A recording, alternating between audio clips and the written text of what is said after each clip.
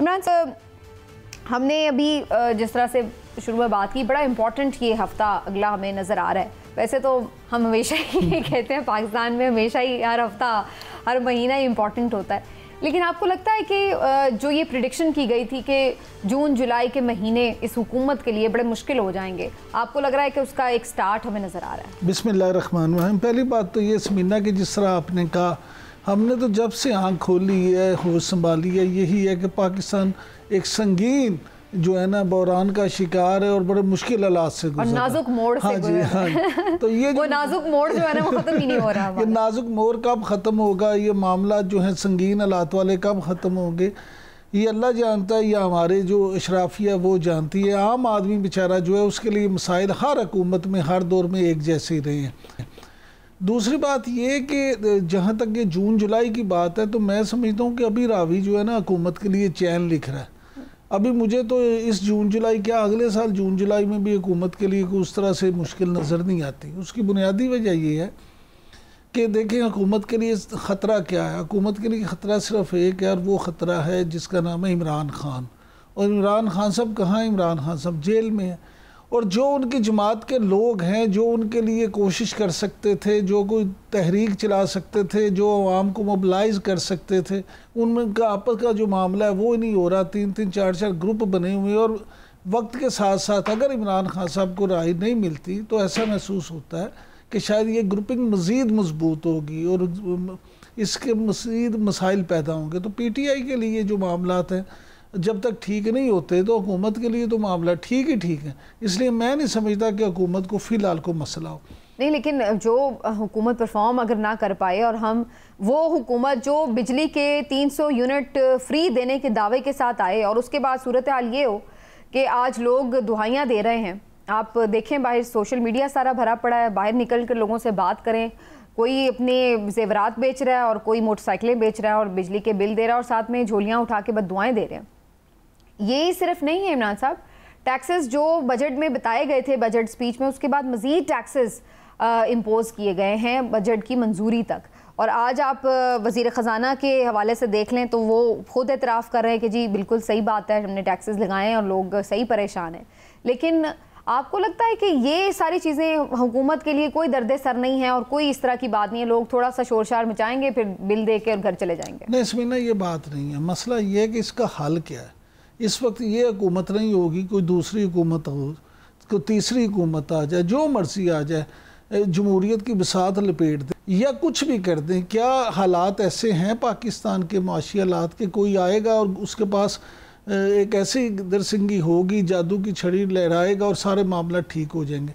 मुल्की हालात इस तरह के हैं। माजी में आप ये देखें कि पिछली हुकूमतों ने तमाम, सिर्फ एक बात नहीं, पीपल्स पार्टी, PTI, मुस्लिम लीग नून, पिछले को 15-20 साल से बाकायदा ये हालात ऐसे आसानी से इतने ख़राब नहीं हो गए। ये हमारा जो हाल है, जो आपने बात की कि जेवर बेचने की और मोटरसाइकिलें बेचने की, इसके लिए बड़ी मेहनत की गई है। इशराफिया ने ये हालात पैदा किए हैं, अपनी जेबें बढ़ी हैं, अपने ख़जाने जो है ना मुल्की ख़जाने लूट लूट के अपनी जायदादें बनाई हैं, और उसके बाद ये हालात हुए हैं। लिहाजा ये अब कोई भी हुकूमत हो उसके लिए फौरी इसका करना मुमकिन नहीं है।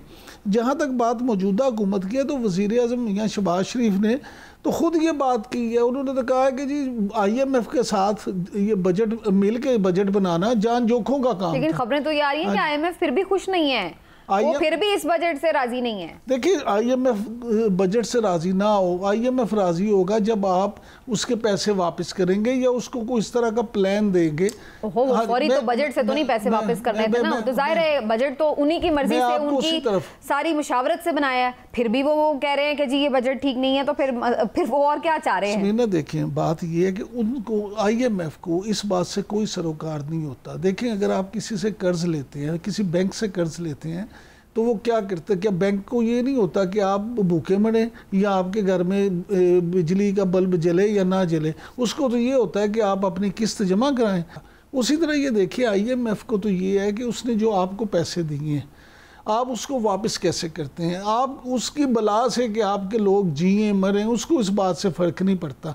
ना ही वो ये कहता है वो जो पैसे वापस कर रहे हैं उसके लिए जो उसने प्लान दिया था, जो उसकी शराइत थी, वो तो हम यही सुन रहे थे ना कि वो हुकूमत ने सारी मान ली है। और इसी वजह से हमें ये टैक्सेस का एक ढेर नज़र आ रहा है बजट के ऊपर कि जिसमें इन्होंने बिजली की कीमत और बढ़ाई है, पेट्रोलियम लेवी में इजाफा किया है, सैलरीड क्लास को टैक्स और लगाया है, कुछ किसी हद तक कोशिश की है कि कोई और सेक्टर्स को भी लेके आए या ये जो टैक्सेस हैं उस पर इंडस्ट्रियलिस्ट के ऊपर, लेकिन वो ज़ाहिर है उतनी बड़ी तादाद में तो खैर नहीं लगाए। लेकिन ये जो कुछ इन्होंने किया है, इससे जो पैसे मिलने हैं, जाहिर है कि ये सारे IMF को कंसल्टेशन में लेके इन्होंने कदम उठाए हैं। IMF की कंसल्टेशन क्या होती है, ये हमारा ना एक बड़ा मिसपरसेप्शन है कि पता नहीं IMF कहती है इनके कनपटियों पे बंदूक रख के जी जल्दी से ये टैक्स लगा दो। IMF ये नहीं कहता। IMF ये कहता है कि आप एक ऐसा प्लान दें जिससे आप अपना रेवेन्यू बढ़ाएं और उससे हमें पैसे दें। वो प्लान हमारे जो बेहतरीन दिमाग है उन्होंने बनाना होता है। अगर हमारे बेहतरीन तो फिर इमरान साहब, अभी आपने शुरू में बात की कि कोई भी हुकूमत होती, कुछ भी होता तो ये हम इसी तरह बनाते हैं, फिर दूसरी तरफ ही आप ये कह रहे हैं कि नहीं IMF ने ये नहीं कहा हुआ इस तरह करो, लेकिन यहाँ पर हमारे जो लोग हैं वो ये कि आसान हल निकालते हैं जो गरीब की गर्दन। मैं यही कह रहा हूँ, फिर मैं तो अपनी बात ही ये इसी बात पे कायम हूँ कि ये कोई भी हुकूमत हो वो यही करती है। आप मुझे बता दें माजी की 10 हुकूमतों का बता दें जो माजी में हुक्मरान 10 रहे हैं हमारे, जिन्होंने इस तरह का काम ना किया और आवाम की रिलीफ के लिए उन्होंने कोई इस तरह का काम किया हो कि हम के वाह वाह वाह बड़ा अच्छा इन्होंने काम किया। मामला ये है कि मैं सब इतना जेनेरिक नहीं हम देख सकते ना चीजों को। चले आप इसमें लेकिन आप देखें, मैं वही कह रही हूँ ना कि हम इतना जेनेरिक नहीं देख सकते। हमें ये देखना है कि अगर पहले PMLN की जब हुकूमत थी उस वक्त कितना इजाफा हुआ टैरिफ में, उसके बाद PTI की हुकूमत हुई उनका कितना % इजाफा था, और उसके बाद से पिछले 2.5 साल में कितने % इजाफा है। अगर 12 रुपए से 18 रुपए में गए 3 सालों में, PTI की हुकूमत में 6 रुपए बिजली के यूनिट में इजाफा हुआ, तो इनके हुकूमत में क्यों 2.5 सालों के अंदर 18 रुपए से वो यूनिट जो है वो इस वक्त 38 रुपए, और फिर जब वो एक सर्टेन लिमिट क्रॉस करता है तो इवन 60 रुपए तक भी वो जाता है। तो हमें ये तो देखना है ना, ये तो हमारी अक्ल काम करती है कि यार 3 सालों में 6 रुपए बढ़ा है और अगले 2.5 सालों में वो अगर 35 रुपए बढ़ गया है, तो हम ये तो डिफ्रेंशिएट कर सकते हैं कि फिर किसकी पॉलिसी दुरुस्त चल रही थी।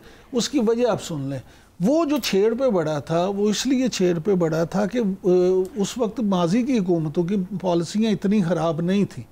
अब जो 35 रुपये बढ़ा, इनके अलावा वो 6 रुपये जिन्होंने बढ़ाए थे उनका भी कसूर था। उन्होंने भी इतना बेड़ा गर्क कर दिया कि ज़्यादा नहीं बढ़ाए, नहीं ज़्यादा नहीं बढ़ाए, इतना बेड़ा गर्क कर दिया मुल्क की मीशत का, इतने इतना बेड़ा गर्क कर दिया कि 6.2 पे चले गए ग्रोथ लेके। तो 6 और सारी जो फैसलाबाद की इंडस्ट्री थी वो इस वक्त 100% प्रोडक्शन वो कोरोना की वजह से थी। बेड़ा गर्क किया कोरोना की वजह से जो पेट्रोल था वो 150 रुपए था, वो हमारी अब इतना जबरदस्त हो गया है 300 रुपए पे जाके हम 10 रुपए खुश होने पे खुश हो जाते हैं। वो खुशकिस्मती ये थी कि कोरोना की वजह से इंडस्ट्री जो है इंडिया की, बांग्लादेश की, इतना बेड़ा गर्क हुआ, 1100 अरब रुपया ज़राअत ने कमा लिया। आज इतना जबरदस्त हाल है ज़राअत का कि किसान रो रहा है। इतना बेड़ा गर्क किया उन्होंने कि जनाब जो 6.2 की ग्रोथ थी वो आज 2 पॉइंट पे जबरदस्त ग्रोथ आ गई है। इतना बेड़ा गर्क किया। तो उनकी उसमें अगर हम उस पे आते हैं ना अदाद-ओ-शुमार पर, तो फिर हमें फेयर कमेंट बनाना चाहिए।